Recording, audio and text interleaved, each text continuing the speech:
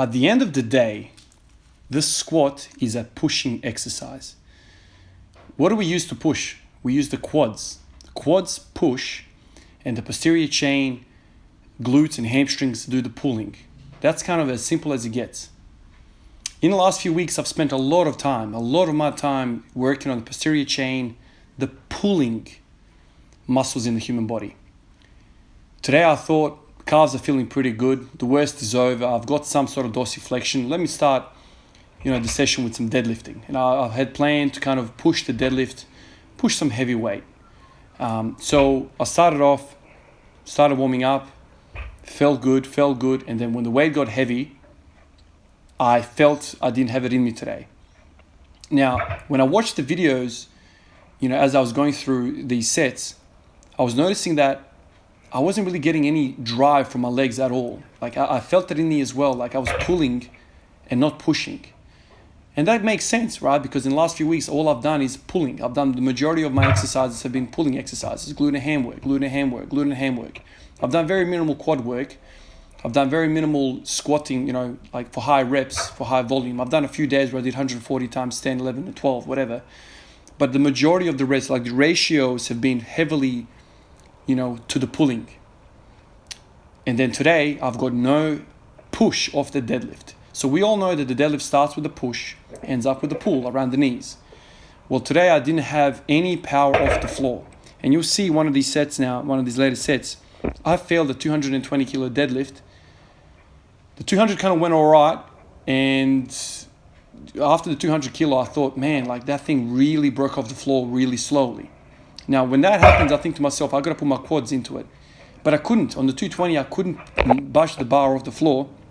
It was just simply too heavy. Now, the 200 starts off, you'll see it in a second, starts off kind of slow. Like I kind of ease it off the floor. But then by the time the bar starts moving up my shin, the quads, the glutes and the hamstrings take over, and I can just finish the rep easily. So it's really strange, right? Like I put all this time into glutes and hams and nothing in the quads, and it's showing right now.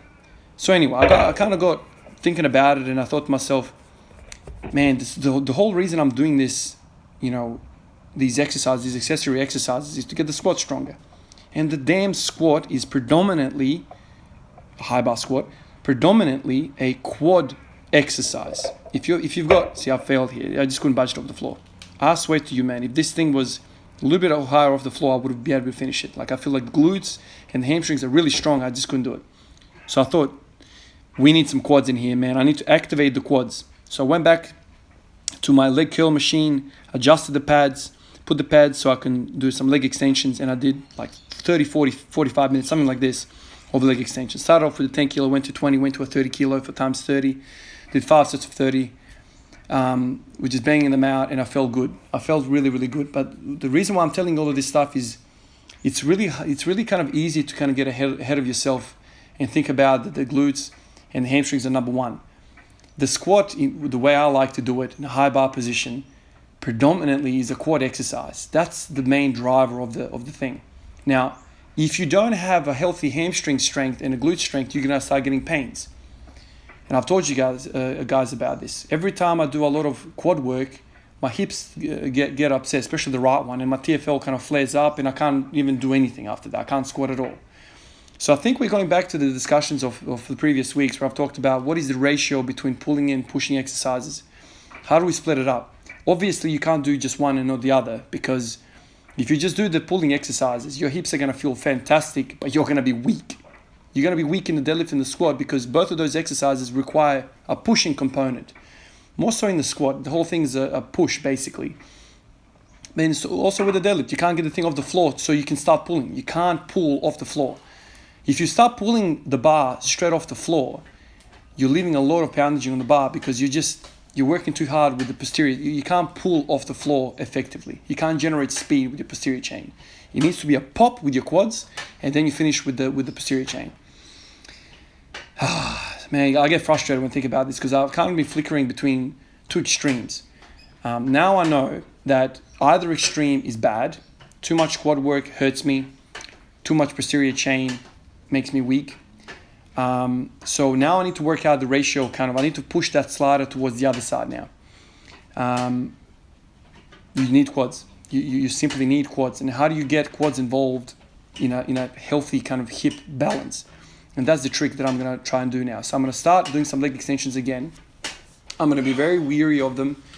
I've been down this road before. I've hurt myself before with the TFL.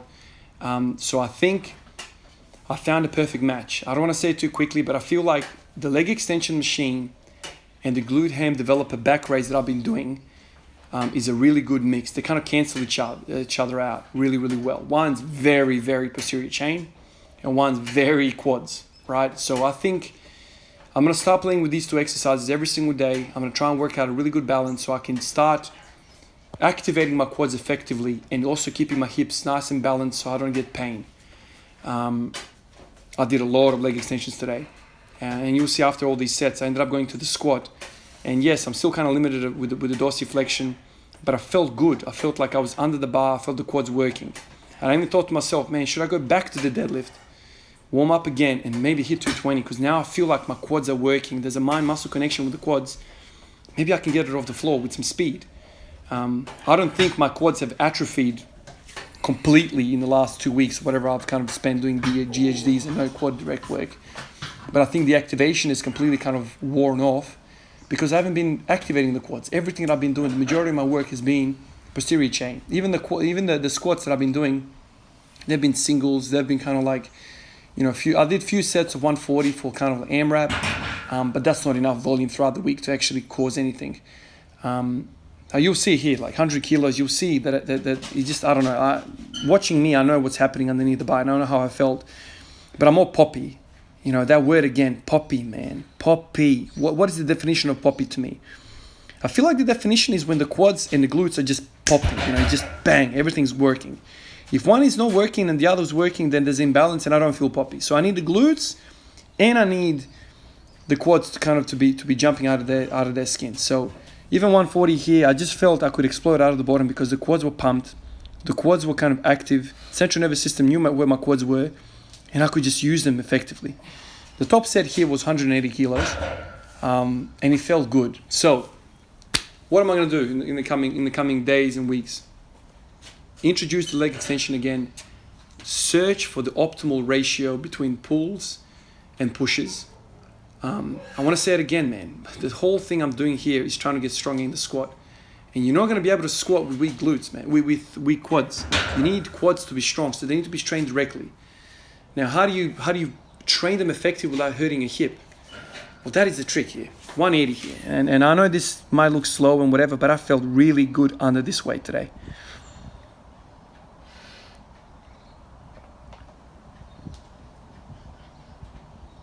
Yeah, man. I know, it's kind of slow, whatever, but I felt good. And I know a lot of you guys have been chasing me with the Nordics, so I did a set of Nordics here. I did actually a few sets. Man, I was just about to cramp up here. I was going to cramp up. I couldn't really put my force into the hamstring. I feel like I was going to tear my hamstring, to be honest with you. I don't understand why so many people are hot about this exercise. To me, it's a glorified leg curl machine. The only difference is the load is stupidly massive. The load is so high with the Nordic that the only thing you can do is an eccentric. I can't lower myself. I've gone from 5 to 10 kilos, or maybe sometimes 20 kilos on the leg curl machine to 100 kilos, and the lever is massive. The lever is from the knee to my head is 10 kilos, whatever, 5, whatever it is. The lever is humongous. So the hamstring has to work like a maniac to be able to kind of curl the body up. I don't understand why people are so hot about it. The majority of strength movements are hip extension. They're not knee flexion. I know the hamstring does both, and all of the hamstrings curl the knee or do knee flexion, but only a few of them. There's some of them that don't get involved in the hip extension. But for me, it makes no sense to be working on knee flexion when my whole existence is about hip extension. So to me, the glute ham developer is a much better exercise, much more carryover. It makes much more sense to me to do this than the Nordic curl. The Nordic curl seems to be, of course, you can put some bands around you so you can kind of lower yourself a little bit better.